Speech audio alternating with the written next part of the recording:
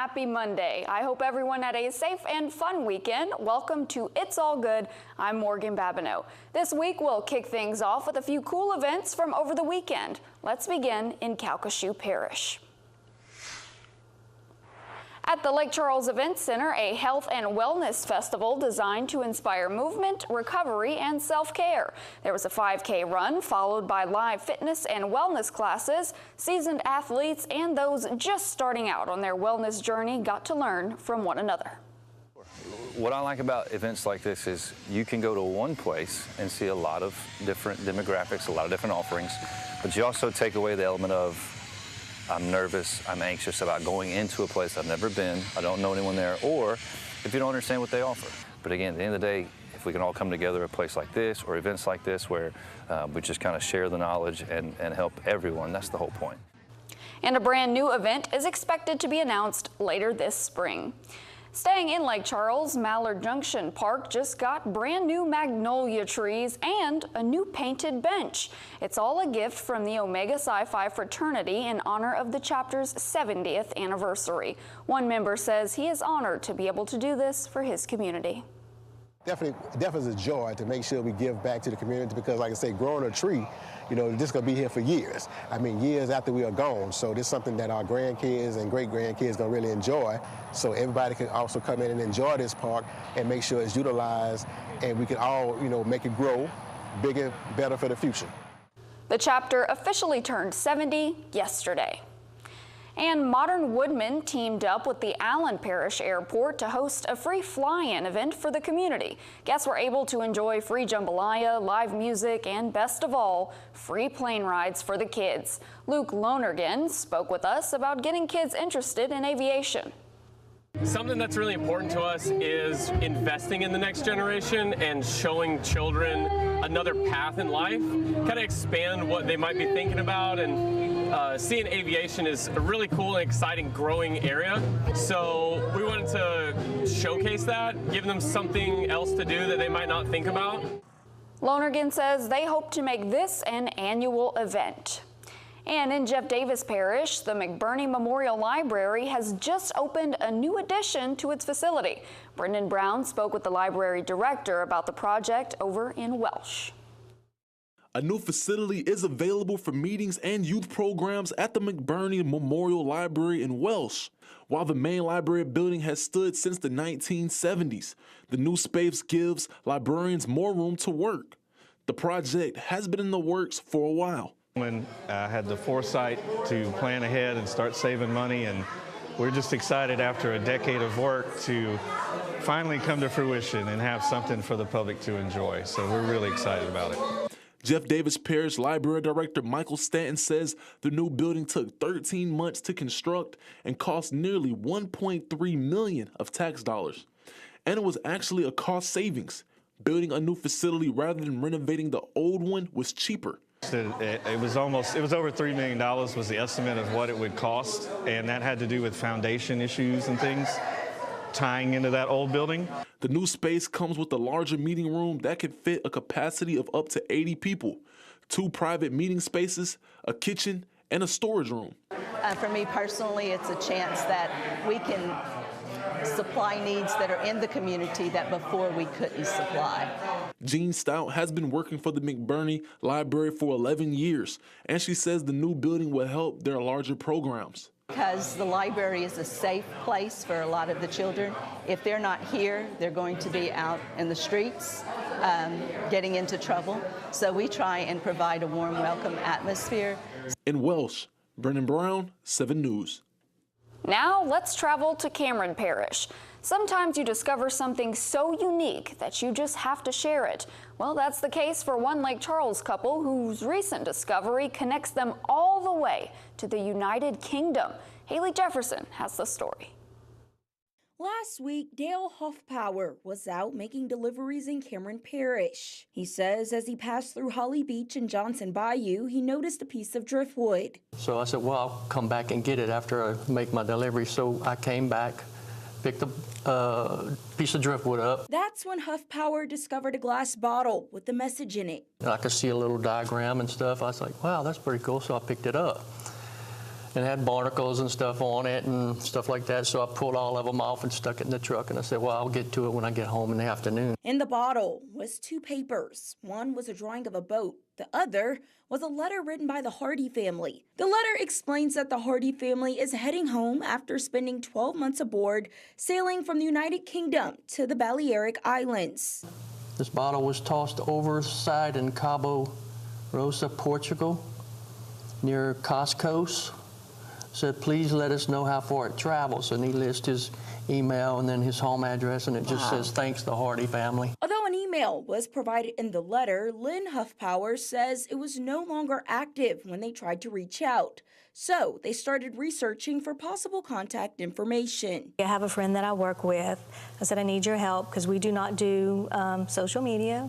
And she was able to go on Twitter. She was able to find him. Mr. Hardy and the Huffpowers have been in communication regularly since getting in contact. The way that he has communicated with Dale, it's like they've known each other forever. I guess something has tied them together, something that means a lot to him and his family, and then something that means a lot to us. Because like you said, this doesn't happen every day. The Huffpowers say they are amazed that a message in a bottle thrown overboard 10 years ago in Portugal made its way to the Cameron coast. It's just amazing how if the bottle could talk, you know, how many stories it could tell. It would be unreal. Just absolutely remarkable. Well, the city of Sulphur officially cut the ribbon on their new addition to Interstate 10. The sign boasts Sulphur as the gateway to the Creole Nature Trail and shows the city's motto of faith, family, and community. The new monument sign was funded through a grant from Visit Lake Charles. Mayor Mike Danahay believes it is the first welcome sign on I-10 in our area and hopes it will encourage drivers to stop in and see what Sulphur has to offer. The Skills for Life camp returns soon, and they're looking for more local kids to learn about firefighting, team building, and other life skills. Here's Stephanie Obadiku with more. For the 25th year, a camp designed to help middle school age kids gain some skills for life will take place June 16th through June 20th. And it's called Skills for Life, and it's just, that's exactly what it is we're trying to give them skills that they can use in the future. We invite other agencies to come in and kind of help us. Louisiana State Police Troop D and Westlake Chemical join forces each year to teach students about important life skills. The camp will be held at Ward 3 Recreational Center in Lake Charles. Each year, the campers participate in a variety of skills in a fun environment, including first aid, bike safety, boating safety, and much more. That age right there is where they're really starting to kind of develop their future path. So to give them some skills that they can use for the future, relate that back to their friends, school, as school starts this fall. According to Trooper Gaspard, there is about 20 spots available. The deadline to sign up is June 6th. You can drop off your application at State Troop D. So this camp's completely free. Boys and girls between the ages of 11 and 14.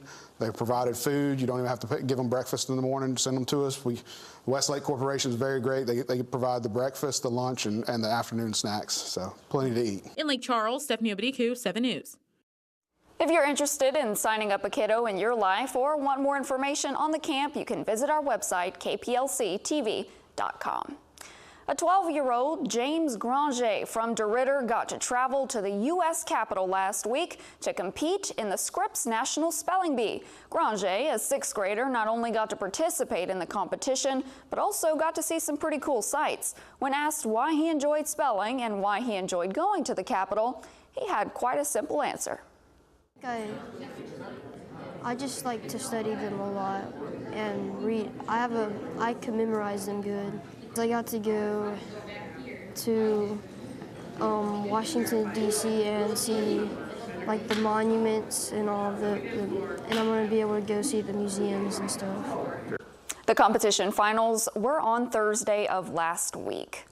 And some good news over at Sowella. Enrollment reached record-breaking numbers during the 2025 summer term, which began last week.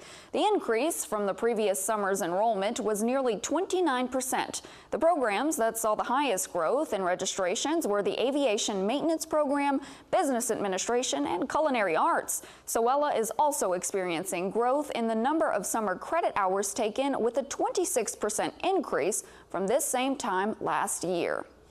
It's getting hotter out, but not everyone's air conditioning can keep up. That's why Harbor Hospice is taking donations to help keep our seniors cool this summer. So far, about 25 fans have been donated, but they're hoping to collect even more to help as many seniors as possible. Lindsay Williams, the education coordinator at Harbor Hospice, says the employees there see just how widespread this problem is. So we're collecting fans. Harbor goes into the homes of seniors, and we realize that there's a need. Some of their AC units aren't, really good, so we're trying to supplement where we can and get the community involvement to let the seniors know, like, hey, there's people out here that, really care and want to help you through the heat of the summer. Harbor Hospice is accepting fan donations for one more week, and then they'll start to pass them out. If you want to donate, you can drop a fan off at the Harbor Hospice office on Lake Street. A pretty large group of Sulphur High alumni came up with a pretty unique way to not only relive their youth, but give back to their community, an 80s-themed prom. I spoke with some of those rad alumni to learn more. A blast from the past and a night of fun, all for a good cause. We had a blast, had people from all over the United States show up. We had them from Phoenix, from Alabama, Washington State show up. We probably had about 400 people show up. The classes of 1980 through 1989 relived their youth, all while raising over $10,000 to give back to their community. All of us went to school here. We all have pride, and, being the only school in Sulphur, we all support our schools. Last week, a few of the alumni reunited to present a $12,000 donation to Sulphur High. Retiring principal of SHS, David Poole, says the school hopes to use this money for beautification projects across campus. We've got some plans in the work for our courtyard area, which is the main area where our students hang out in lunchtime, for school, things like that. We're still undergoing construction from hurricane almost 5 years ago, and so just some things we would like to do in the courtyard that when the students come back in the fall, that would look really nice for them. Poole is an alumni himself and spoke with me about how much this unique fundraiser meant to him. We are blessed in this town to have a very supportive community that wants to do things for our school and still takes pride in our school.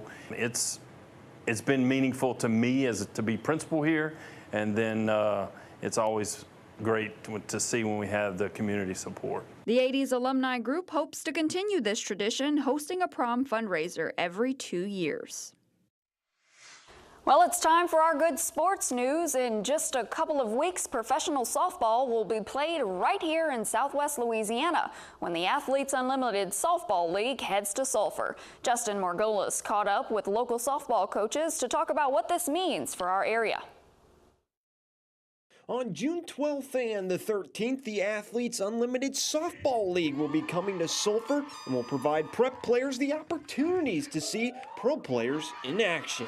I think anytime when you get the opportunity to watch pro athletes at that type of level is just an incredible opportunity, and the fact that we have it in our backyard, it just gives the kids in the local area and the players in the local area to kind of see that it's there. These young players, these young ladies getting to see these ladies do it at the highest level, at a professional level, is going to be a great experience for them.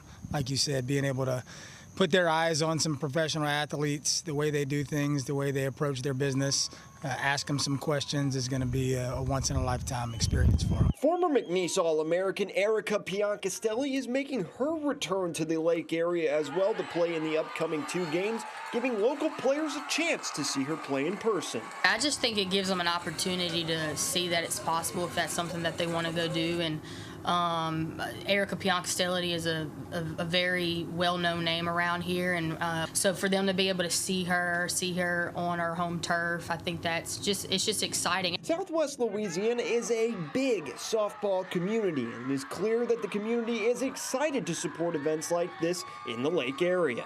To be able to have that come to our local community I mean, it's awesome. And like you said, our community always rallies around things like this. So just an opportunity for these young ladies to kind of be in a spotlight for young ladies that are younger, young kids, to see somebody like that here in our local area. They don't have to drive to Houston or Austin or anywhere else. They can just drive right down the road and see a big-time event.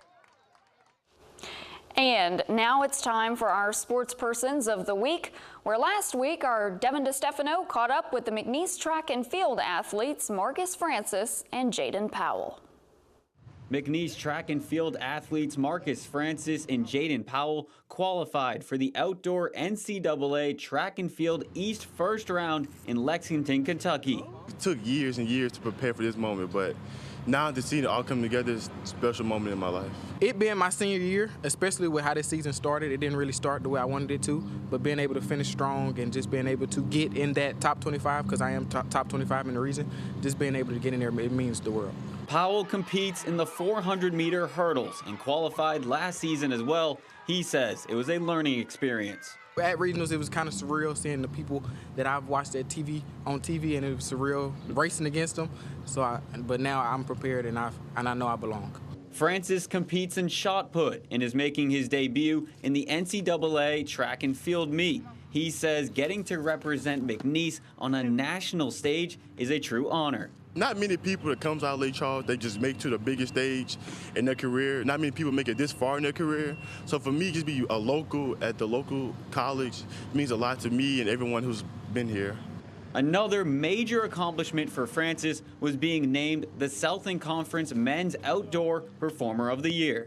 Oh man, it means a lot. I mean, small kid from Lake Charles, it means a lot. It's a very special moment, worked hard, been down, so it feels great to know that being Southland Conference Player of the Year means a lot to me. With your sports persons of the week, Devin DeStefano, 7 Sports. Well, you can kick off each week with good news by tuning in Mondays at 11, streaming on Roku, Apple TV, Fire Stick, or wherever you stream 7 News. And if you know of any good news that should be featured, feel free to reach out to me via email at morgan.babineau@kplctv.com. Have a great week. I hope it's all good.